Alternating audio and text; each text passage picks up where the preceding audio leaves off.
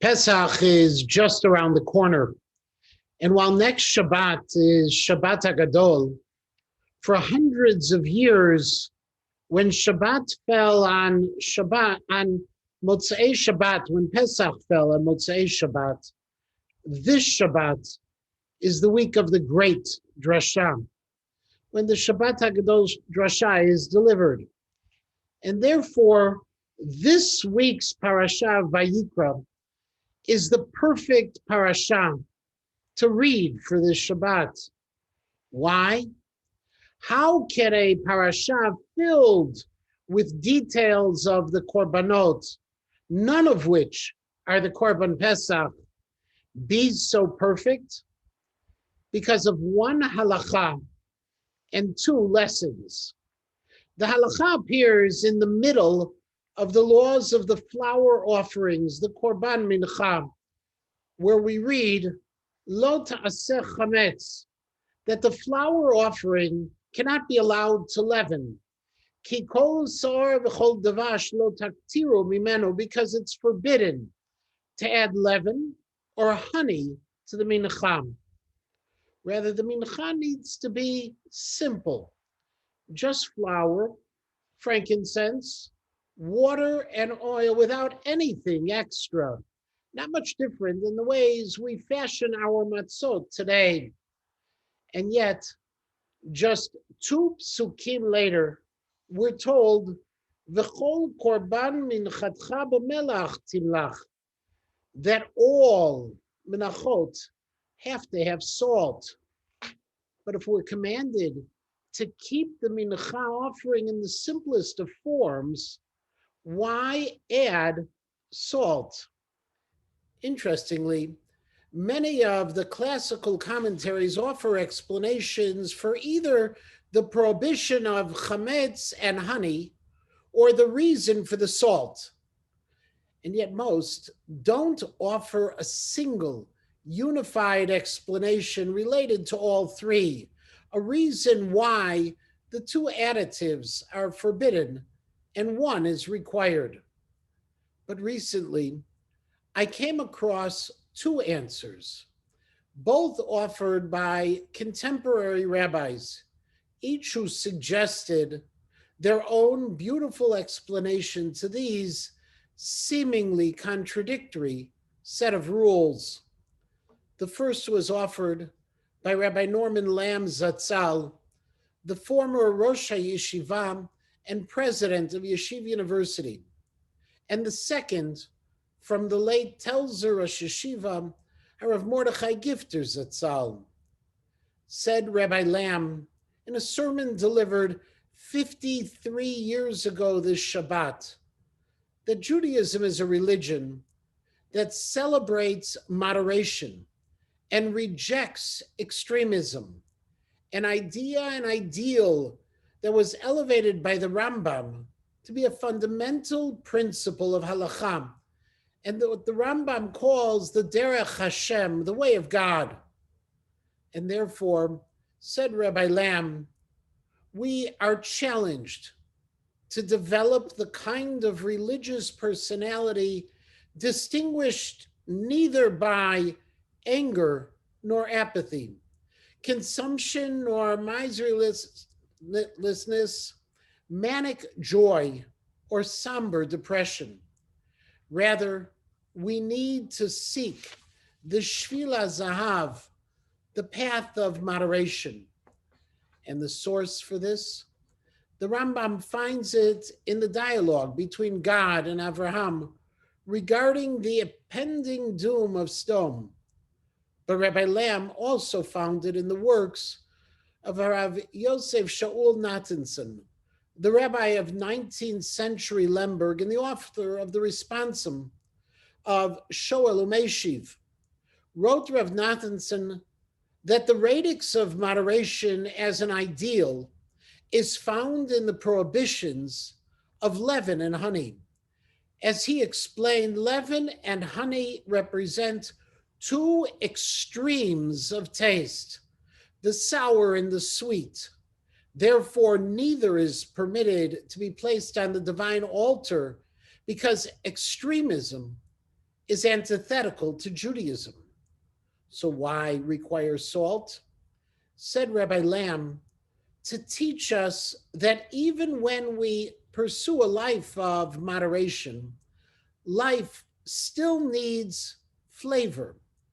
It needs to add some salt so that it is neither bland nor harsh, because salt enhances the flavor inherent in the food itself. It brings out the best that is within. And that's the challenge of a life of Torah, concluded Rabbi Lamb, to live a life of balance, a life of moderation, while revealing the inherent beauty found within the Torah itself, which is a lesson that I could apply to so many aspects of our lives.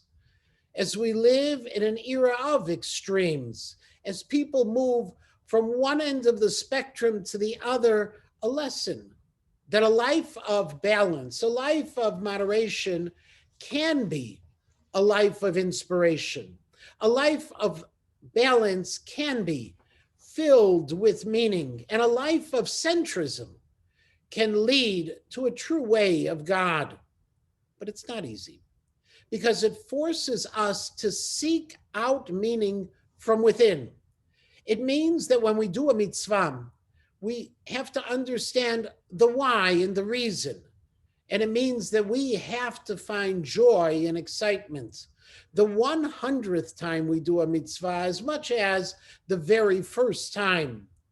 It's all about finding meaning from within and not meaning from without. And Rav Gifter, how did he see the interplay between leaven, honey, and salt?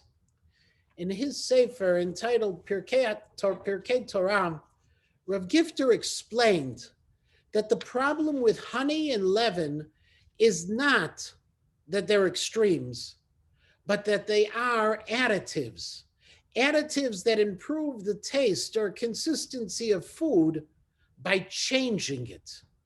And therefore, the Torah prohibited offerings which include leaven or honey because of the external change they induce.